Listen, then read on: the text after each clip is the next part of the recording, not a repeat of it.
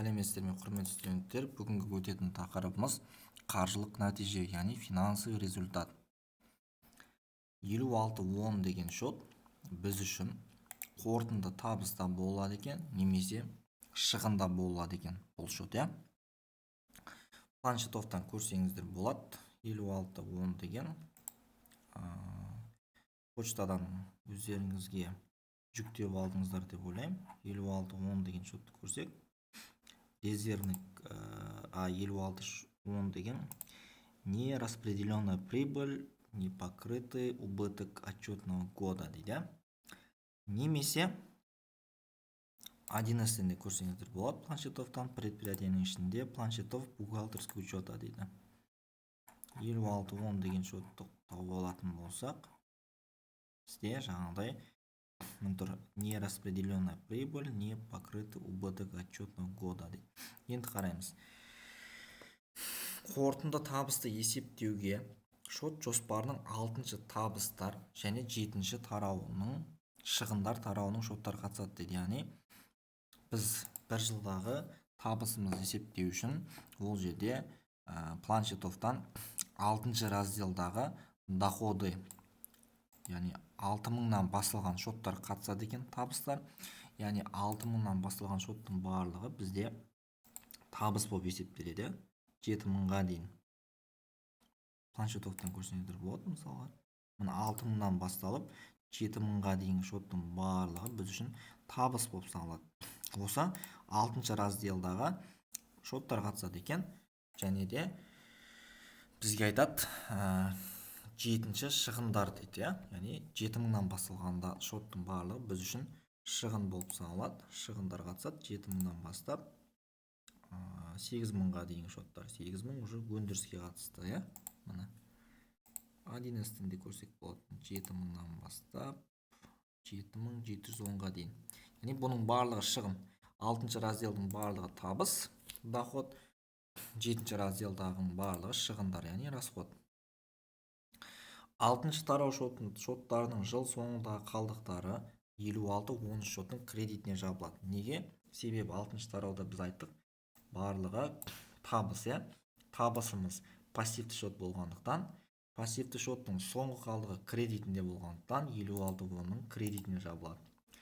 7-ші тарау шоттарының жыл соңында қалдықтары 56-13 шоттың дебетіне жабылады. Неге? Себебі 7-ші тарауда біз айттық жаңағыда шығындар, иә. Шығын дегеніміз актив. Активті шоттың соңғы қалдығы дебетінде болғандықтан 56-13 шоттың дебетіне жабылады екен. Егер де нәтижесінде қалдық 56-13 шоттың дебетінде қалса, онда кәсіпорын есепті жылды шығынмен аяқтады. Дебетте қалған шығын активті шот, актив шоттың соңғы қалдығы дебетте болғандықтан шығын, иә. Ол шығын келесі жылдың бастап қалдығына барады. Яғни сіз бір жыл бойы ешқандай табыс таппадыңыз. Бір жылда сіз шығынмен аяқтағандықтан ол шығынның барлығы келесі жылдың бастап қалдығына барады екен. Яғни бір жыл бойы сіз табыс таппадыңыз, шығынмен аяқтадыңыз деген сөз. Табыс таптыңыз, бірақ табысыңыздан шығыныңыз көп деген сөз. Ал егер нәтижесінде қалдық 56-13 шоттың кредитінде қалса, онда табыспен аяқтадыңыз сіз ол жылда. Табыстан не істейміз? Корпоративті табыс салығын есептеп төлейміз, яғни корпоративный подоходный налог. Шот 31-10 корпоративті табыс салығы, яғни корпоративный подоходный налог бойынша кредиторлық қарыз деген шот. Планшетовтан көрсеңіздер болады. 31-10.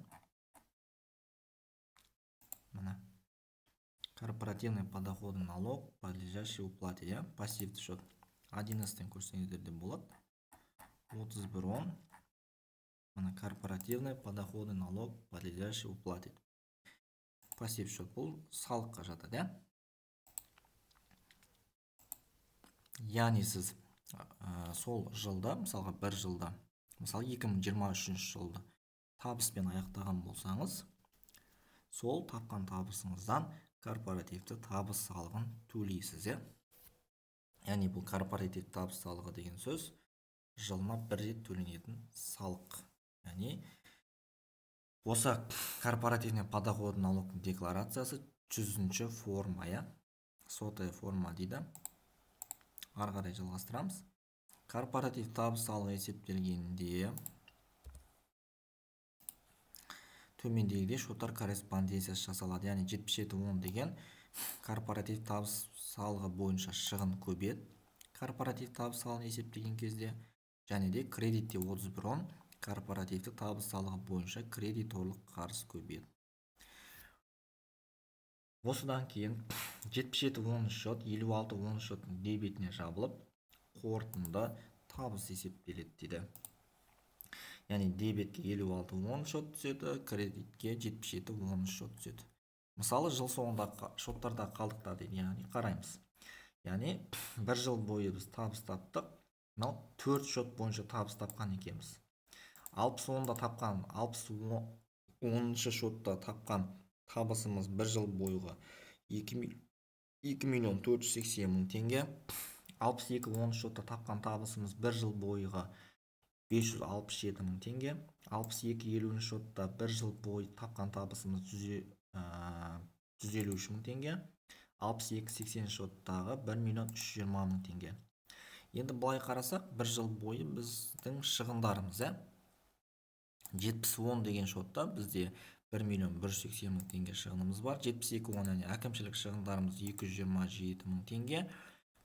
74.30 шотта 103.000 теңге шығынымыз бар, және 74.70 шотта 522.000 теңге шығынымыз бар, бір жыл бойға.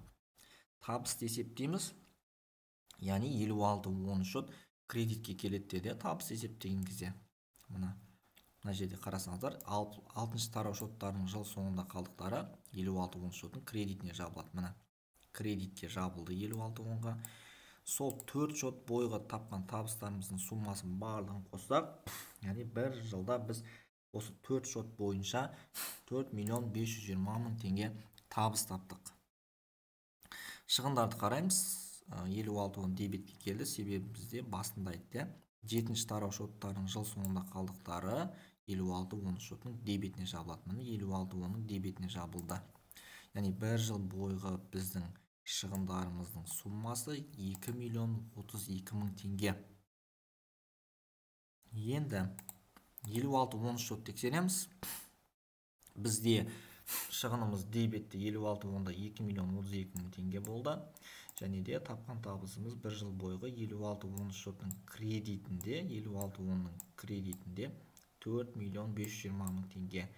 Яғни табысымыздан шығындарымызды алып тастасақ, содан қалған таза табыс біздікі чистая прибыль 2.488.000 теңге.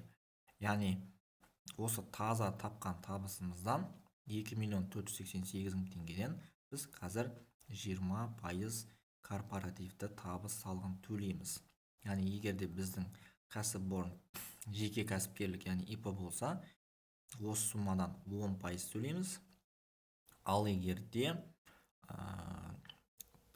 жауапкершілігі шектеулі серіктестік, яғни ТО болса, осы суммадан 20% төлейміз. Әрине, ИП-да ол үшін ИП-да, ТО-да бізде общий установленный режим, яғни жалпы салықтық режимде болу керек, яғни жеңілдетілген режимге қатысы жоқ бұл сабақтың, яғни упрощенный декларация қатысы жоқ. Мінекей, табыстарымыздан шығындарымызды алып тастаған кездегі қалған таза табысымыздан 2.488.000 теңгеден 20% корпоратив табыс салығын есептейміз, 497.600 теңге. Корпоратив табыс салығын есептеген кезде дебетте 77.10 корпоратив табыс салығы бойынша шығын көбейеді, кредитте 31.10 корпоративті табыс салығы бойынша кредиторлық қарыз көбейеді, 497.600 теңге. Енді қорытынды табысты есептейміз.